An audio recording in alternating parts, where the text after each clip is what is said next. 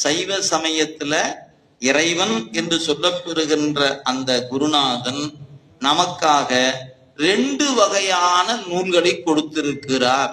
ஒரு நூலுக்கு வேதம் என்று பொருள், இன்னொரு நூலுக்கு ஆகமம் என்று பொருள். வேதம் என்பது என்ன, ஆகமம் என்பது என்ன, இந்த ரெண்டையும் முதல் தெரிஞ்சுக்கணும். வேதம் என்பது பொது நிலையில் எல்லா தெய்வ வழிபாட்டையும் சொல்வது.